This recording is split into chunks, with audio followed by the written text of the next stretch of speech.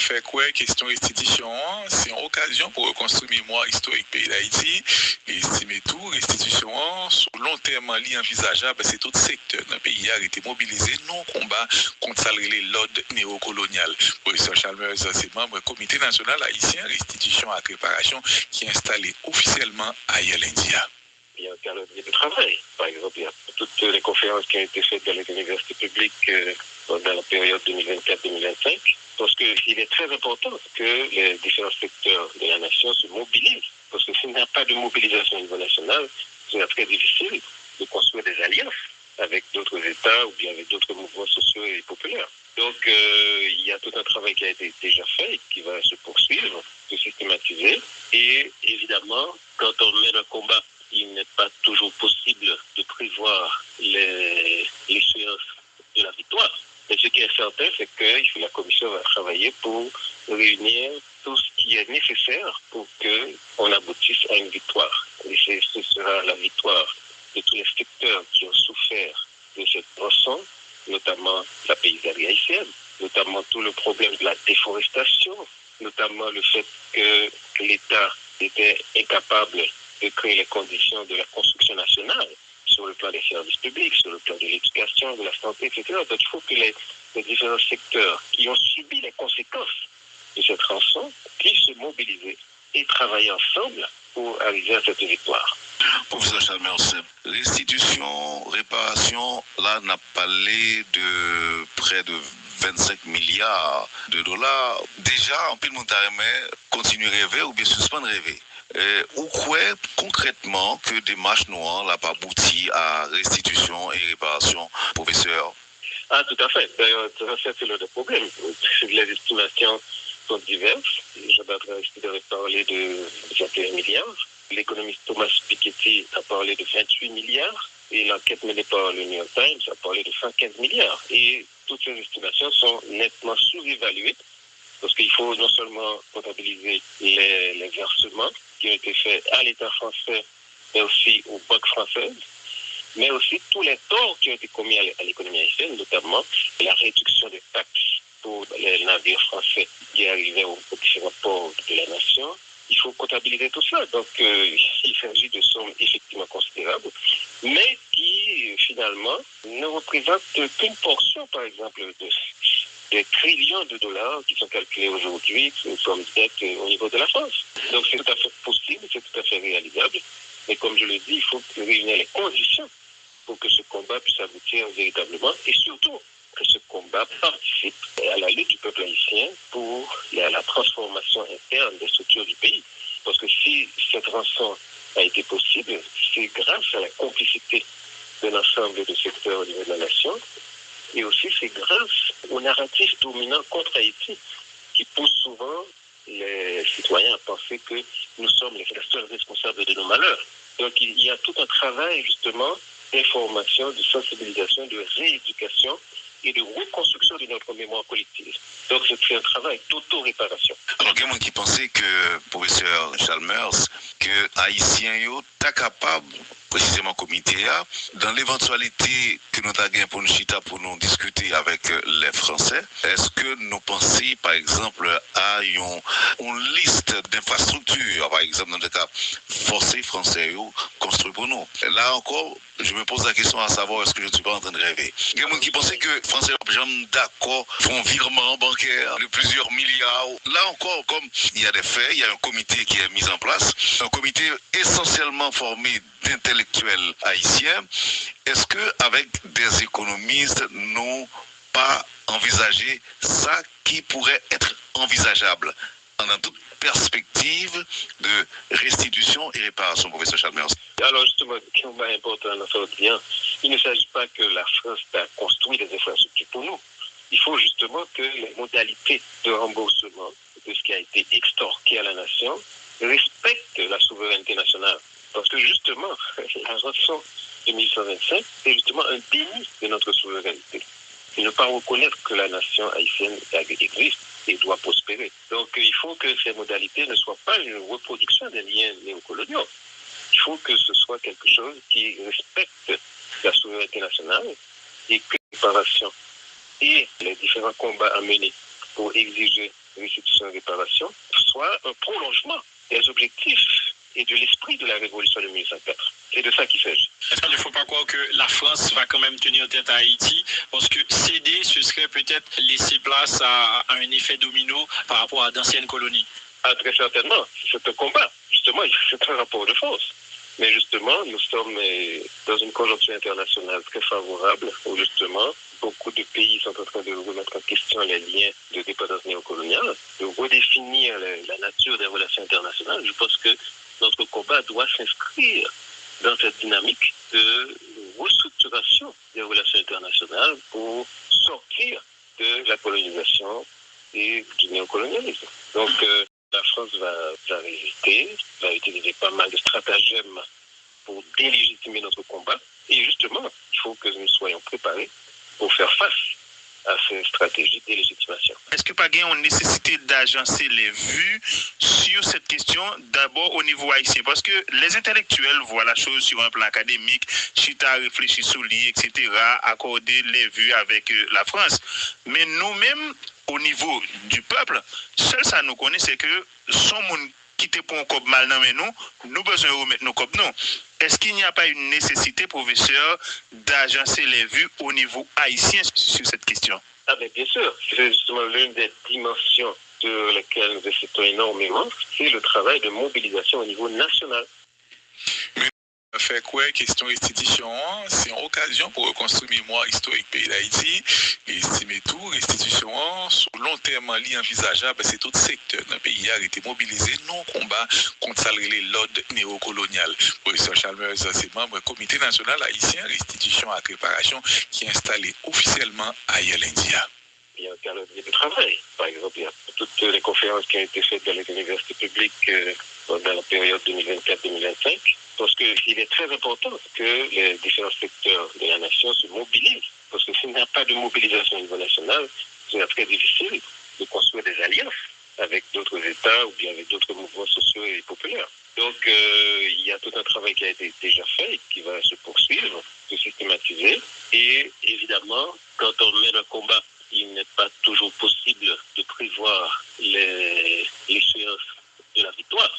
Mais ce qui est certain, c'est que la Commission va travailler pour réunir tout ce qui est nécessaire pour qu'on aboutisse à une victoire. Et ce sera la victoire de tous les secteurs qui ont souffert de cette rançon, notamment la paysannerie haïtienne, notamment tout le problème de la déforestation, notamment le fait que l'État était incapable de créer les conditions de la construction nationale sur le plan des services publics, sur le plan de l'éducation, de la santé, etc. Donc il faut que les différents secteurs qui ont subi les conséquences de cette rançon puissent se mobiliser et travailler ensemble pour arriver à cette victoire. Professeur Chalmers, restitution, réparation, là, on a parlé de près de 25 milliards de dollars. Déjà, en pile montaremais, continue à rêver ou bien suspendre rêver. Ou quoi concrètement que des marches noires n'ont pas abouti à restitution et réparation, professeur? Ah, tout à fait. D'ailleurs, c'est le problème. Les estimations sont diverses. Jean-Bertrand Aristide a parlé de 21 milliards. L'économiste Thomas Piketty a parlé de 28 milliards. Et l'enquête menée par le New York Times a parlé de 115 milliards. Et toutes ces estimations sont nettement sous-évaluées parce qu'il faut non seulement comptabiliser les versements qui ont été faits à l'État français, mais aussi aux banques françaises, mais aussi tous les torts qui ont été commis à l'économie haïtienne, notamment la réduction des taxes pour les navires français qui arrivaient aux différents ports de la nation. Il faut comptabiliser tout cela. Donc, il s'agit de sommes effectivement considérables, mais qui, finalement, ne représentent qu'une portion, par exemple, des trillions de dollars qui sont calculés aujourd'hui comme dette au niveau de la France. Donc, c'est tout à fait possible, c'est tout à fait réalisable. Mais comme je le dis, il faut réunir les conditions pour que ce combat puisse aboutir véritablement et surtout que ce combat participe à la lutte du peuple haïtien pour la transformation interne des structures du pays. Parce que si cette rançon a été possible, c'est grâce à la complicité de l'ensemble des secteurs au niveau de la nation et aussi c'est grâce au narratif dominant contre Haïti qui pousse souvent les citoyens à penser que nous sommes les seuls responsables de nos malheurs. Donc il y a tout un travail justement d'information, de sensibilisation, de rééducation et de reconstruction de notre mémoire collective. Donc c'est un travail d'auto-réparation. Alors, il y a qui pensait que, professeur Chalmers, que Haïtien yo ta capable, précisément comité A, dans l'éventualité que nous avons pour nous chita pour nous discuter avec les Français, est-ce que nous pensons, par exemple, à une liste d'infrastructures, par exemple, dans le cas forcé français yo construit pour nous. Là encore, je me pose la question à savoir est-ce que je ne suis pas en train de rêver. Il y a des gens qui pensaient que Français, d'accord, font virement bancaire de plusieurs milliards. Là encore, comme il y a des faits, il y a un comité qui est mis en place, un comité essentiellement formé d'intellectuels haïtiens. Est-ce que avec des économistes, nous pas envisager ça qui pourrait être envisageable dans toute perspective de restitution et réparation, professeur Chalmers? Alors justement, ce qui est important dans ce lien, il ne s'agit pas que la France a construit des infrastructures pour nous. Il faut justement que les modalités de remboursement de ce qui a été extorqué à la nation respectent la souveraineté nationale. Parce que justement, la rançon de 1825, c'est justement un déni de notre souveraineté. Et ne pas reconnaître que la nation haïtienne existe et doit prospérer. Donc il faut que ces modalités ne soient pas une reproduction des liens néocoloniaux. Il faut que ce soit quelque chose qui respecte la souveraineté nationale et que la réparation et les différents combats à mener pour exiger restitution et réparation soient un prolongement des objectifs et de l'esprit de la révolution de 1804. C'est de ça qu'il s'agit. Il ne faut pas croire que la France va quand même tenir tête à Haïti, parce que céder, ce serait peut-être laisser place à un effet domino par rapport à d'anciennes colonies. Ah, très certainement. C'est un combat. Justement, c'est un rapport de force. Mais justement, nous sommes dans une conjoncture internationale très favorable où justement, beaucoup de pays sont en train de remettre en question les liens de dépendance néocoloniale, de redéfinir la nature des relations internationales. Je pense que notre combat doit s'inscrire dans cette dynamique de restructuration des relations internationales pour sortir de la colonisation et du néocolonialisme. Donc, la France va résister, va utiliser pas mal de stratagèmes pour délégitimer notre combat. Et justement, il faut que nous soyons préparés pour faire face à ces stratégies de délégitimation. Est-ce que pas une nécessité d'agencer les vues sur cette question d'abord au niveau haïtien? Parce que les intellectuels voient la chose sur un plan académique, chita réfléchir sur lui, etc., accorder les vues avec la France. Mais nous-mêmes, au niveau du peuple, seul ça nous connaît, c'est que son monde qui te pour un cop mal dans nous besoin de remettre nos cop non. Est-ce qu'il n'y a pas une nécessité, professeur, d'agencer les vues au niveau haïtien sur cette question? Ah ben bien sûr, c'est justement l'une des dimensions sur lesquelles nous insistons énormément, c'est le travail de mobilisation au niveau national. Fait quoi, question restitution, c'est une occasion pour reconstruire mémoire historique pays d'Haïti, et estimer tout, restitution, sur long terme, envisageable, c'est tout secteur dans le pays a été mobilisé, non combat contre l'ordre néocolonial. Professeur Chalmers, c'est membre du Comité national haïtien, restitution et réparation, qui est installé officiellement à Yel-India. Il y a un calendrier de travail. Par exemple, il y a toutes les conférences qui ont été faites dans les universités publiques dans la période 2024-2025. Parce qu'il est très important que les différents secteurs de la nation se mobilisent. Parce que s'il n'y a pas de mobilisation au niveau national, c'est très difficile de construire des alliances avec d'autres États ou bien avec d'autres mouvements sociaux et populaires.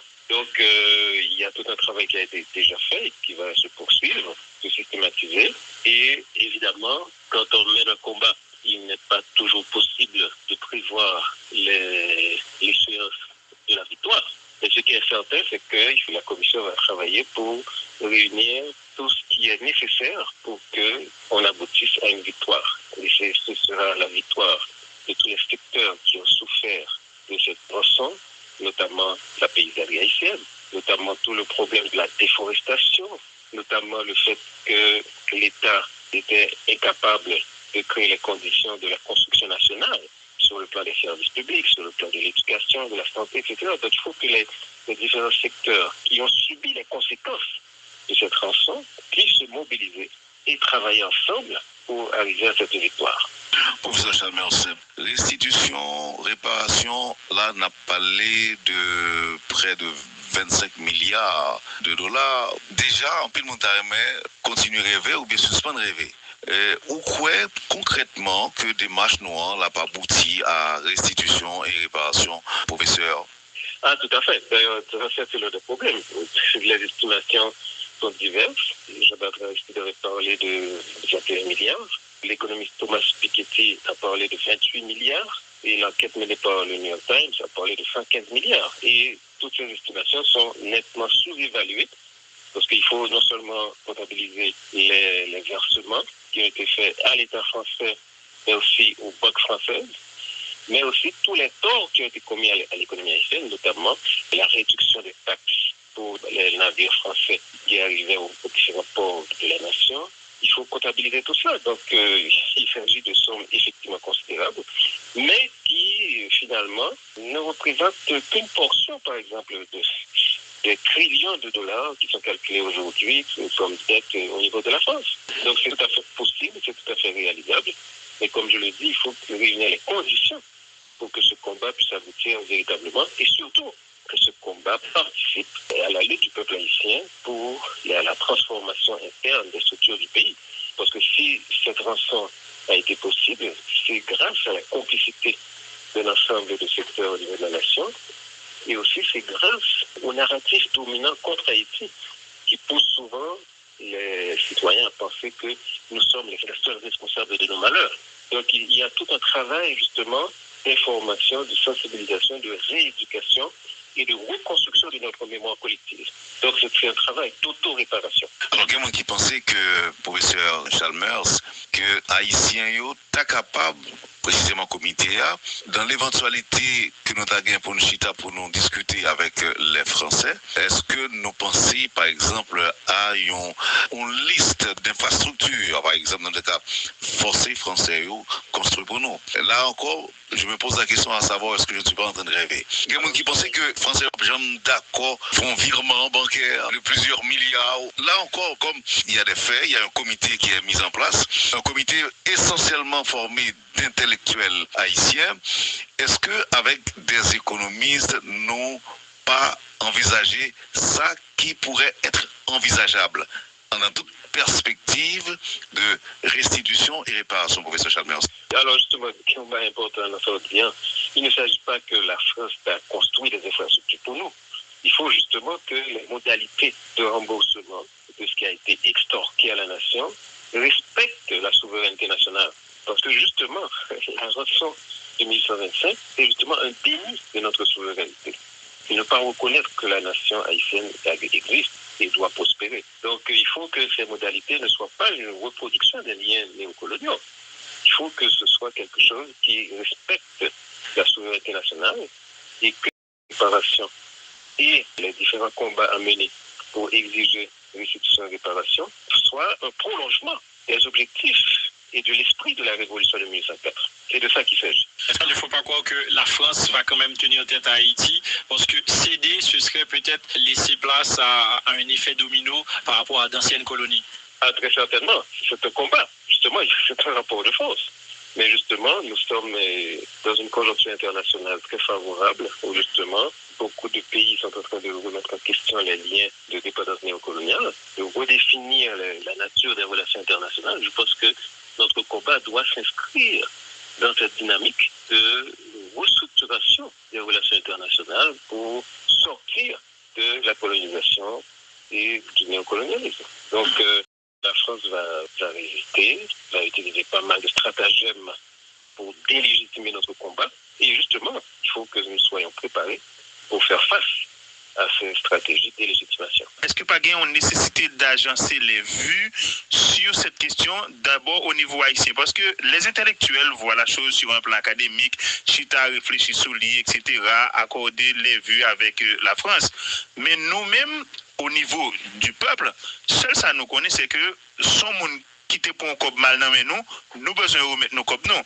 Est-ce qu'il n'y a pas une nécessité, professeur, d'agencer les vues au niveau haïtien sur cette question? Ah ben bien sûr, c'est justement l'une des dimensions sur lesquelles nous insistons énormément, c'est le travail de mobilisation au niveau national.